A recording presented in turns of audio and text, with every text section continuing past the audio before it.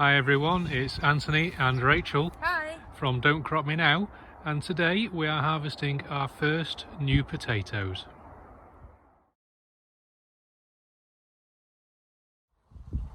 The potatoes we are going to harvest today are called International Kidney potatoes. So that is the non-brand name for Jersey Royal potatoes. So most people are familiar with these as they're really nice, tasty, really small potatoes that you have as new potatoes. But they are actually a second early potato. So that means that they take a little bit longer to mature, and they will actually grow into larger potatoes that can be eaten as full-size potatoes as well as the mini ones. So they're a really, really good crop to grow, and it's one that we always grow every single year. So it is said that second early potatoes take between 12 to 14 weeks to produce eatable tubers. So this is actually, it will be 12 weeks tomorrow. So this is the earliest time that we would look at our potatoes. We have been watering them once a week, so I'm hoping that we're going to get something today. It'll also give us a good idea of where they're up to. When you're looking at your small potatoes, like these international kidneys that we tend to ideally eat whilst they're small, once they are ready to start cropping, you really need to get a move on with them, because within a few weeks they're going to form these larger tubers, which, like I said, is fine to eat, but they're at the best really when they're those smallest ones, and you can really enjoy them as a new crop. So today what I'm going to do is I'm going to show you a few things on the plants so you can hopefully use the information to give you an idea of when the potatoes are ready to harvest, and then we're going to have a go at harvesting our first potato tub. So if we look at our plants, we have been growing our potatoes in these 30-litre tubs, and this was inspired by Tony's channel, which is Simplified Gardening, and he's been doing this for a number of years, and we've actually followed that and have been growing these in tubs probably for a good 3 to 4 years, and now we predominantly grow all potatoes in tubs. So we've also this year added in a little bit of a support on the top of the potato leaves, or hulls they also call them. You can just see here where a couple of them weren't quite inside the support, and they've sort of flopped down a little bit, but that's fine.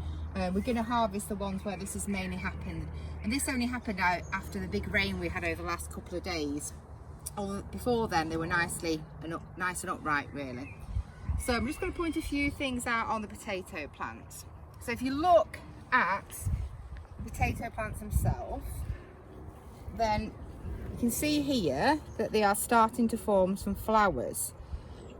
For many varieties, that's an indication that they're about the right time to harvest. Not all varieties, but it is for some, and it is for International Kidney, so that's a good sign for us. We've got here a little bit of, it looks like a bit of leaf curl that's going on. That's just because that pot needs a good water. We've not done this for a good week, and we've had some good heat over the last couple of days. There's a nice little baby ladybird there actually, which is pretty cool. So this isn't something to worry about, you just need to make sure you keep on top of the watering. You can also see on some leaves, for example here, where there's like a little bit of brown mottling. This is totally normal. This is because the plants are starting to come to the end, i.e. they're ready to harvest. So at that point then, the plant's like depleting some of the chlorophyll, the green pigment that's in the leaves. So that is normal. That is not a sign of disease or anything like that. It just means that the plant's coming to an end.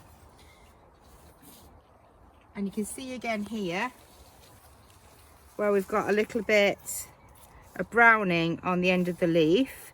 Sometimes people worry that that might be the start of blight. We have not had the right weather conditions for blight anywhere near. It needs to be really warm and moist and very humid. So if you look on the underside of these leaves here, it's not really very silvery, these. So this isn't blight. This is just the end of the leaf starting to die back. So that's, again, is part of the normal dieback process. It's not blight. We do have another video on our blog, which we took last year, showing the difference between blight and non-blight and discussing that information, so you might find that helpful as well. One of the reasons we did the little frames in the potato tubs is that it means we can remove one tub and that tub is separate to all other tubs. Last year when we did it, all the canes were down the side, and removing one tub meant we had to untangle the stalks from multiple potatoes, and it was just a bit of a mess.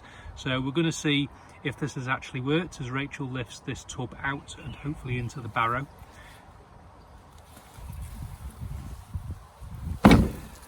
And as you can see at the bottom of the tub, there are some small holes, and these tubs were wiggled into the dirt a little bit so that the roots could come out and access or pick up a little bit of extra water. As I say, these things were watered just once a week.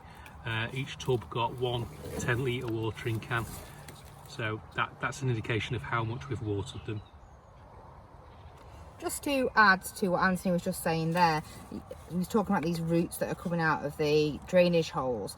We do actually bury these pots just to above the level of the drainage holes, so that gives one the chance for the roots to grow out and access the soil underneath, but also any water that flows through these holes and out into the bed is then accessible by the plant as well, and it makes a really big difference on your watering if you do that.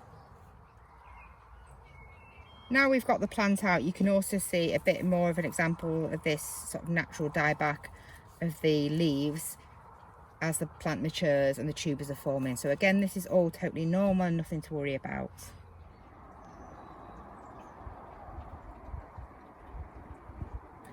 We've moved around to the shade of the summer house because the bright sun's really coming out. That afternoon and evening sun is definitely here in Manchester today. So all we've done so far is we've taken these ties off. These are just reusable ties that held the frame onto these canes. Because the plant is so well grown now that it's held on without it, so I just take them off because they're quite fiddly, and it took me a while to get them off, so you didn't need to watch all that.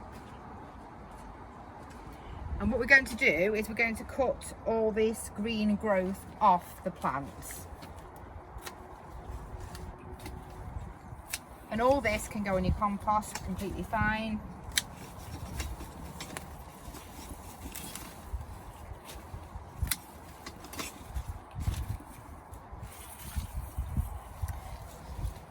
I'm hoping that when we've done this, we should just be able to pull the frame straight off the top.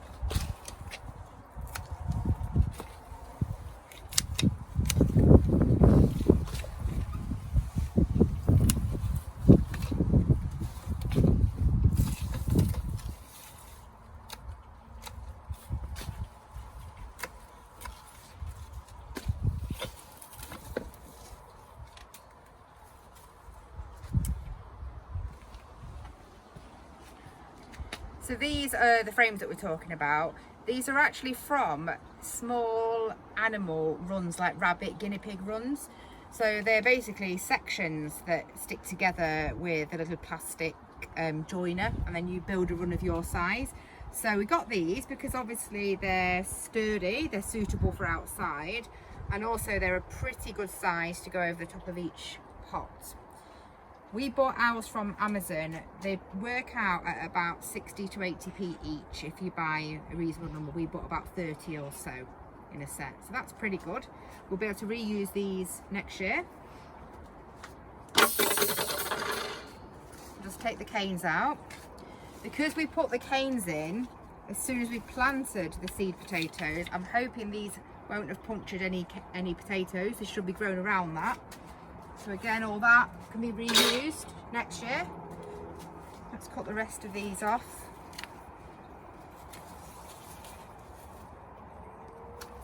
If you were harvesting potatoes a bit later and you wanted to store these, we store a lot of our potatoes actually just like this.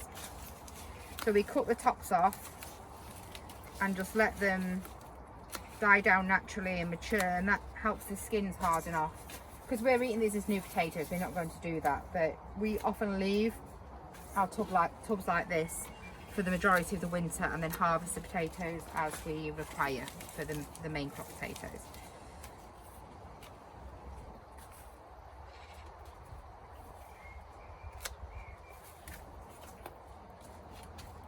So there we go, there is our tub. Now we've cut all the potatoes off, you can see this mush that we've used on the top of the potato pots. This was again Tony from Simplifies Gardening's idea, and this has been really, really good this year. Obviously completely zero weeds. This is a chopped hemp based bedding that's usually sold for horses or other animals, and you can see if we start to scrape around in this, it's pretty damp underneath there. So all of this again can just go straight in your compost. So what I'm going to do is I'm going to try and scrape off as most of this before I tip the compost out, because I want to keep this separate, because this can go on our composting pile and the compost that's around the potatoes can just be used to mulch another area. So that's why I'm making an effort to remove it all, really.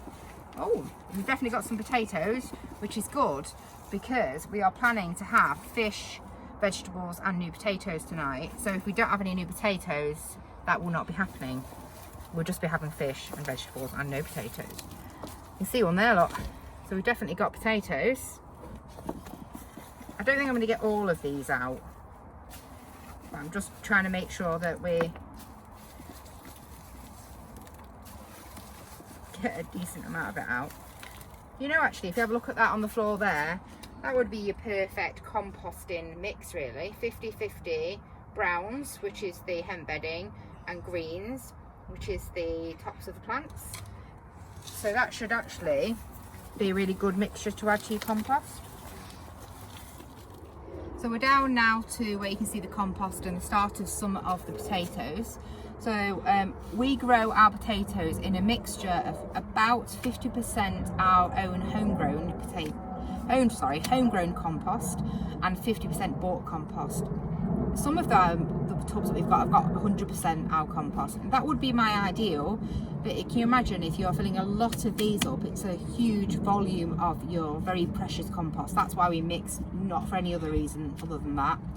We do add some general organic fertilizer, potato type fertilizer, something that's suitable for getting the potatoes to bulk up.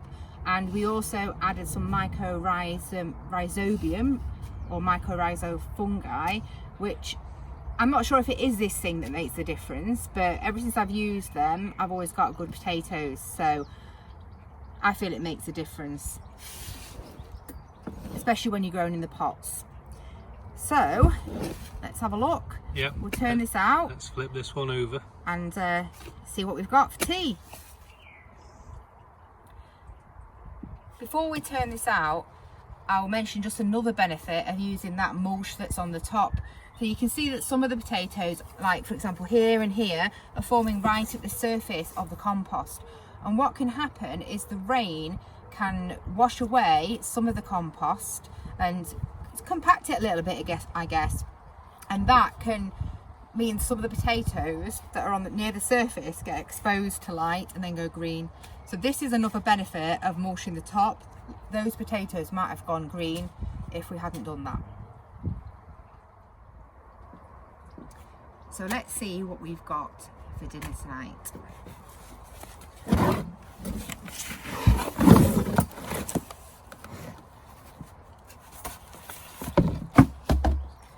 As you can see, it comes out in one big lump, so that's not a problem.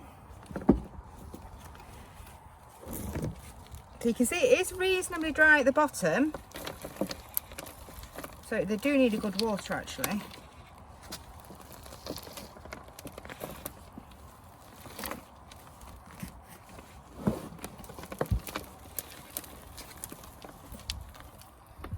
So fingers crossed we've got something, because this is right on the early end of the spectrum. Oh look, that's it, we're eating tonight.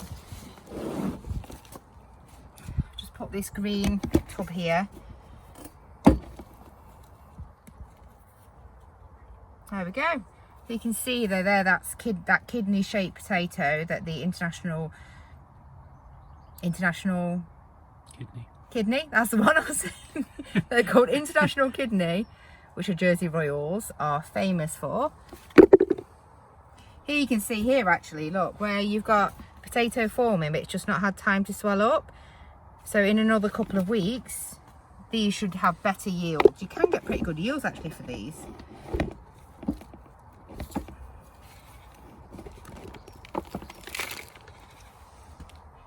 So there you go, some of the ones that haven't formed yet, that are forming potatoes. So the yield won't be as big, but we are definitely getting some tonight. So this is, did we say 10 weeks? Yeah, 10 weeks tomorrow, I think. It might have even been 11 weeks. We better check that actually. We said that early in the video. So this darker one here is the seed potato. So you don't eat that one. That's the original potato that it's grown from. I'm just going to put that separately because I'm not going to put that one in the compost because it might regrow, you never know. So all these bits here, again, I will put them in the compost. I'm not bothered about the tiny little ones. They're just not going to grow from that now. Might do, but nothing that's a big problem.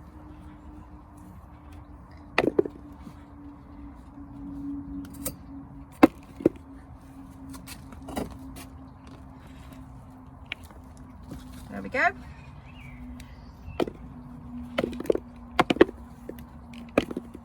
So this is 3 seed potatoes that's in here. So I'm not expecting a huge crop because it's a bit early and you can see it's a bit dry. So hopefully over the next couple of weeks we'll start watering them a little bit more often, maybe twice a week.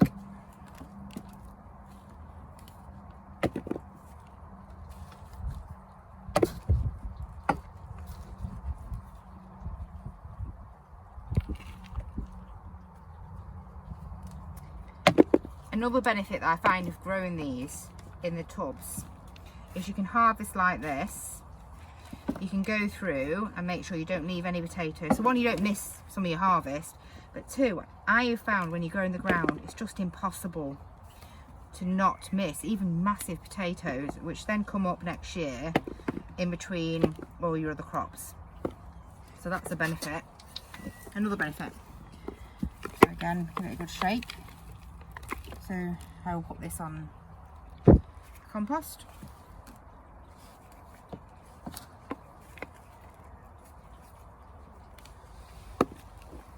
We have not had rain. Well, we had rain over the last couple of days, but prior to that we have not had rain for weeks here. So we have had to be watering these, like Anthony said, once a week. There's another seed potato. That's Anthony's allowance for tonight.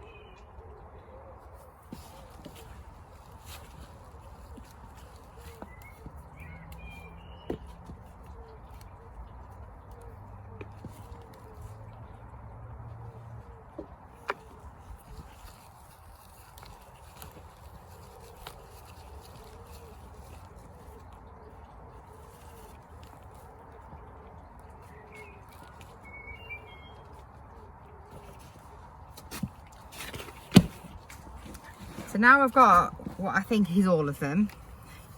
That is never the case. So what I do is just go through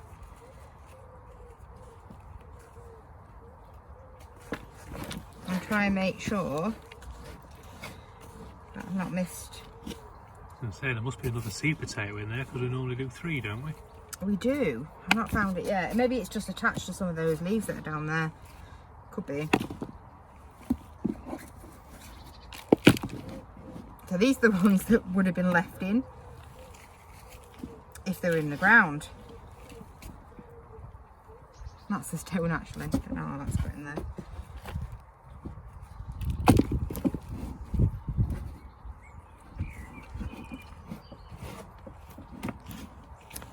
There's one at the back right corner. Back right? Yep. I've seen it a couple of times.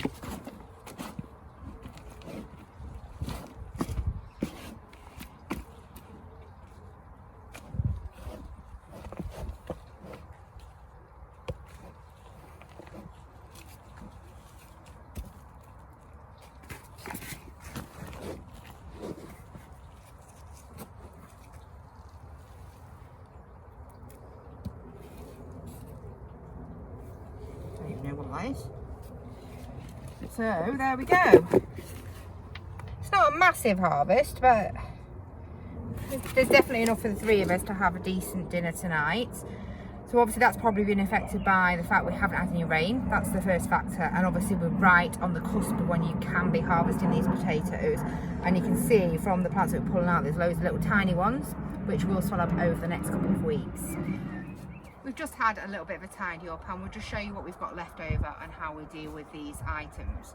So we've got our lovely potato crop here, which obviously we're going to take home and enjoy tonight. We've got our seed potatoes, so these are the original ones that were planted. So there were only actually 2 in there, so I realised that I did have a bit of an odd number. So normally I put 3 for the earlies in, and some of them had 2, so that would have affected the yield as well. So I don't put these back on my compost because I'm paranoid they may re-sprout again. Maybe they won't, I don't know. Someone could probably advise us on that, but I don't, so I tend to put these in the green council waste bin. We've got also, this is all the leftover of the tops of the potatoes and that mulch on the top. So that's a good mix that will go onto our compost pile. We've got the rest of the compost that the potatoes were grown in, we just put back in this tub. So I do use this for mulching where the potatoes have been grown.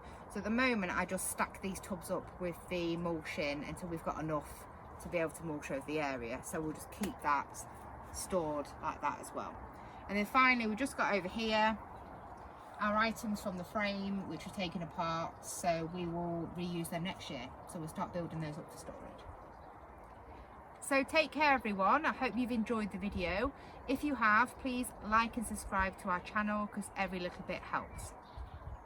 Take care, goodbye. Bye bye.